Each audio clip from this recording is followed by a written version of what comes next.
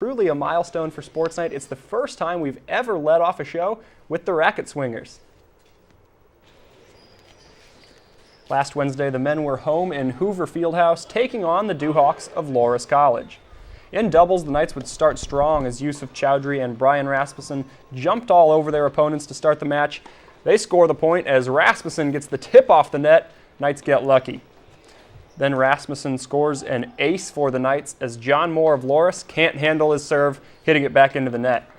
Right next to them, Eric Hilpert and Blaine Willitson took care of their business as well. After a couple times of back and forth, Eric Hilpert puts perfect placement on the tennis ball to score for the Knights. Both Wartburg teams would go up early 4-1 and 5-2. All three of Wartburg's doubles teams would win, the closest win being 8-6. The singles of the Knights were even more dominant than doubles as Rasmussen gets an ace right there, and Eric Hilpert would get his man moving and with some good ball placement. His Dewhawk opponent wasn't able to handle the pressure. Hilpert would run away with his match as well, winning both games 6-1, and the Knights would sweep the Dewhawks. The Knights would win this meet with a final score of 9-0. It was their first conference win of the year, moving them to 7-5 overall and 1-1 in conference play. The men's team was then in action again on Saturday. First up in the morning for the Knights was Morningside. The Orange and Black dominated once again, defeating Morningside 8-1.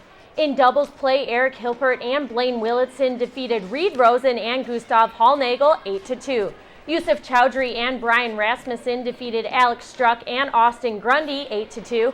And rounding it out in doubles play was Josh Trueblood and Coy Wigman. They defeated Hunter Wren and Jordan Ogren 8-2 as well. In singles play, the Knights were just as successful, with the only loss coming from Chowdhury as he fell to Grundy 6-1, 2-6, and 10-7. Rasmussen defeated Rosen 6-1 and 7-6. Hilpert beat Hallnagel 6-1 and 6-2. Willitson defeated Wren 6-0 in both. Dayton Stevens found a victory against Alex Struck by finals of 6-0 in both. And finally, Trueblood defeating Ogren 6-1 and 6-0. On Saturday afternoon, the men had another matchup, this time against former conference opponent Cornell. This one was closer for the Knights as they narrowly won 5-4. In singles competition, Chowdhury defeated Ashen Da Silva by finals of 6-0 and 6-1. Rasmussen was defeated by Garrett Rusikoff 6-3 and 7-5. Hilpert turned things around against Justin Bradfield as he won 6-1 in both sets.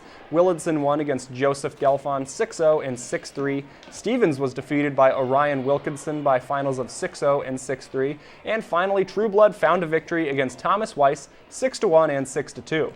In doubles competition, the Orange and Black would only win one match. Hilpert and Willitson defeated Bradfield and Tyler Schonkweiler 8-6. Chowdhury and Rasmussen fell 8-5 against Rusikoff and Wilkinson.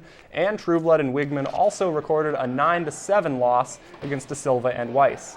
That win put the Knights at 9-5 overall, and we'll sit down with a couple of tennis players later on in the show.